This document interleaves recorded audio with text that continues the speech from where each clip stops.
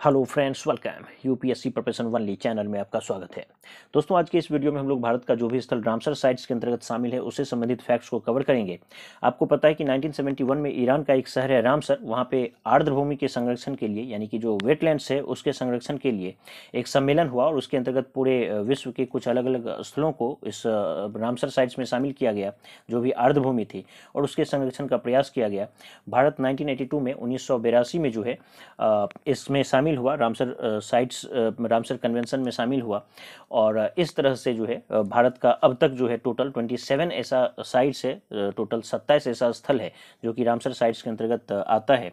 और ये जो 27 स्थल है ये 15 राज्यों में फैला हुआ है, इसको आप याद रखिए। भारत का टोटल 27 ऐसा स्थल है, 27 साइट्स है जो कि रामसर साइट्स के अंतर्गत आता है और ये 27 स्थल जो है टोटल 15 राज्यों में फैला हुआ है, जिसमें सबसे ज़्यादा जो है जम्मू कश्मीर में है। 4 ऐसा साइट्स है जो कि जम्मू कश्मीर राज्य के अंतर्गत आता है, 3 साइट्स है जो कि हिमाचल प्रदेश, पंजाब और केरल के अंतर्गत आता है, 2 ऐसा साइट्स है जो कि राजस्थान, उड़ीसा और पश्चिम बंगाल के अंतर्गत आता है और फिर जो बाकी जो भी राज्य है बचा उसमें एक एक साइट्स आता है, यानी कि सबसे ज़्यादा जो साइट्स है वो जम्मू कश्मीर के अंतर्गत आता है। तो जम्मू कश्मीर राज्य में 4 स्थल है, हिमाचल प्रदेश पंजाब में 3-3 स्थल है और राजस्थान, उड़ीसा, पश्चिम बंगाल इसमें 2-2 साइट्स है, 2-2 स्थल, और बाकी सारे ही राज्यों में एक एक स्थल है, 15 राज्यों तक। तो चलिए हम लोग एक एक करके देखते हैं। यहाँ पर पहले 26 स्थल ही था, अभी जो सिर्फ एक महीने पहले फरवरी महीने के अंतर्गत जो है फरवरी महीने में एक और साइट को शामिल कर लिया गया, जो पश्चिम बंगाल का जो सुंदरवन आर्द्रभूमि है, सुंदरवन क्षेत्र है, उसको भी इसी फरवरी 2019 में ही शामिल किया गया। तो अब जो है टोटल 27 ऐसा स्थल हो गया है। चलिए एक एक करके हम लोग देख लेते हैं। यहाँ पर जो सबसे पहला है जम्मू कश्मीर, मैं बताया इसके अंतर्गत 4 ऐसा स्थल है जो कि रामसर साइट्स के अंतर्गत शामिल है।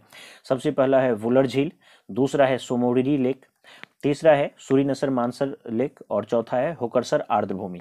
तो वुलर झील, सोमोरिरी, सूरीनसर मानसर और होकरसर आर्द्रभूमि, ये 4 जो है जम्मू कश्मीर राज्य के अंतर्गत आया।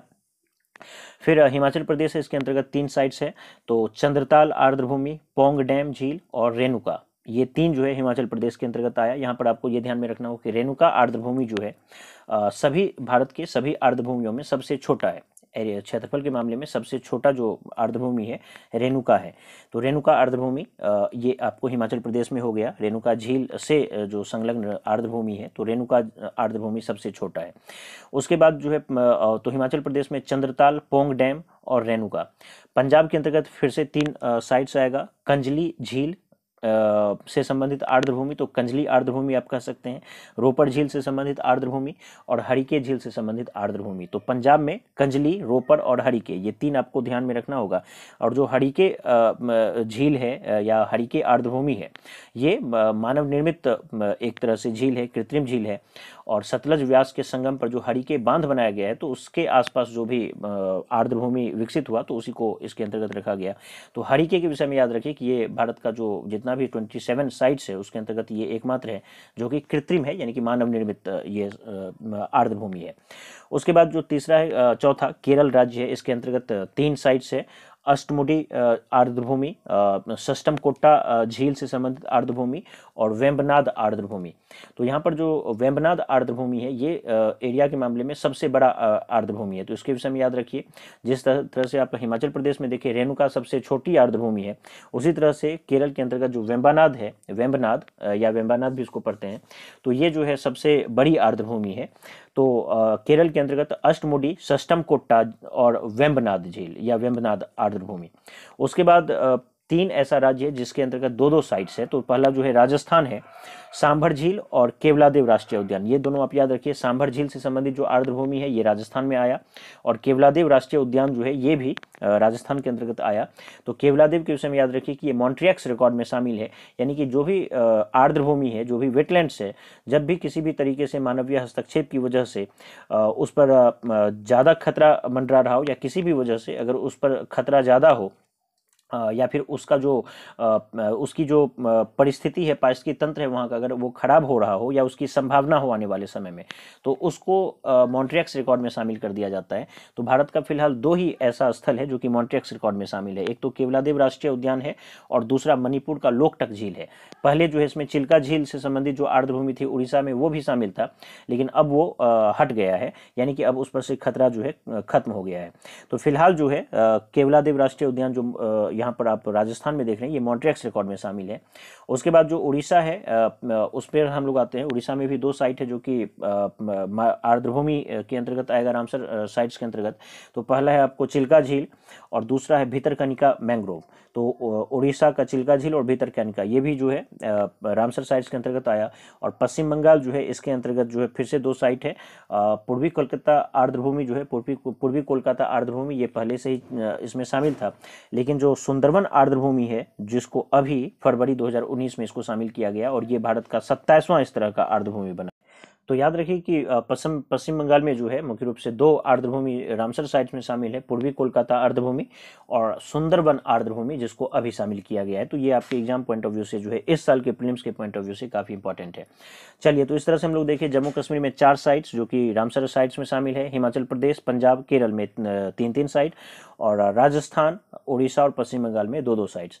अब जो भी बचा हुआ राज्य है यानी कि 1 और 3, 4 और 3, 7 राज्य हो गया। अब 8 ऐसा राज्य है जिसमें सिर्फ एक स्थल है जो कि रामसर साइट में शामिल है। सबसे पहले उत्तर प्रदेश की बात करें तो उत्तर प्रदेश में ऊपरी गंगा नदी वाला जो आर्द्रभूमि है वो इसमें शामिल है। तो उत्तर प्रदेश में ऊपरी गंगा नदी, मध्य प्रदेश में भोज आर्द्रभूमि, मध्य प्रदेश में भोज आर्द्रभूमि, गुजरात में नल सरोवर पक्षी अभ्यारण्य, गुजरात में नल सरोवर पक्षी अभ्यारण्य ये रामसर साइट्स में शामिल है। तमिलनाडु में point Calimere wild life and bird sanctuary, तो पॉइंट कैलिमर वन्यजीव और पक्षी अभ्यारण्य जो है ये तमिलनाडु का है साइट जो कि रामसर साइट में शामिल है। आंध्र प्रदेश में कोलेरू लेक, इससे संबंधित हम लोग मैप में भी जिक्र किए हैं। कोलेरू झील जो है उससे संबंधित जो एशिया की ये सबसे बड़ी आर्द्रभूमि है आंध्र प्रदेश में अवस्थित है, तो कोलेरू लेक हो गया। तो गोदावरी और कृष्णा नदी के बीच में ये हम लोग चर्चा किए हैं। असम का जो है दीपोर बील ये आर्द्रभूमि है असम में। और मणिपुर में लोकटक झील है, तो ये भी मॉन्ट्रियक्स रिकॉर्ड में शामिल है। तो आप देखे थे मॉन्ट्रियक्स रिकॉर्ड में जो है केवलादेव राष्ट्रीय उद्यान राजस्थान का और लोकटक झील जो कि मणिपुर में शामिल है ये। और 15वां जो राज्य है 15वें राज्य के अंतर्गत 27वां साइट जो कि त्रिपुरा है, जो कि रुद्रसागर झील है। रुद्रसागर झील त्रिपुरा में है, तो रुद्रसागर लेक के आसपास का जो आर्द्रभूमि है, वेटलैंड्स है, वो त्रिपुरा में है। तो इस तरह से टोटल 27 ऐसा स्थल हम लोग देखे जो कि 15 राज्यों में फैला हुआ है।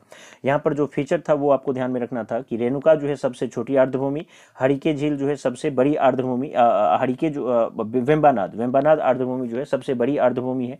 तो हिमाचल प्रदेश की रेणुका सबसे छोटी आर्द्रभूमि, वेम्बानाद जो है वो सबसे बड़ी आर्द्रभूमि और हरिके झील जो है इससे संबंधित जो आर्द्रभूमि है ये सतलज और व्यास नदी के संगम पर जो बनाया गया है हरिके बांध, तो ये एक तरह से मानव निर्मित आर्द्रभूमि है, कृत्रिम आर्द्रभूमि है।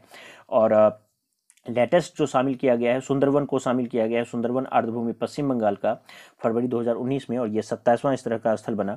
और लोकटक झील जो मणिपुर में है और केवलादेव राष्ट्रीय उद्यान जो राजस्थान में है, तो ये दोनों जो है मॉन्ट्रियक्स रिकॉर्ड में शामिल है। इससे पहले चिल्का झील भी जो है इसमें शामिल था, लेकिन अब इसको हटा दिया गया है, यानी कि इस पर से खतरा अब कम हो गया। तो इस तरह से उम्मीद करता हूँ ये जो पूरा का पूरा टॉपिक है आपके समझ में आ गया होगा और आपको ये वीडियो पसंद आया होगा। धन्यवाद।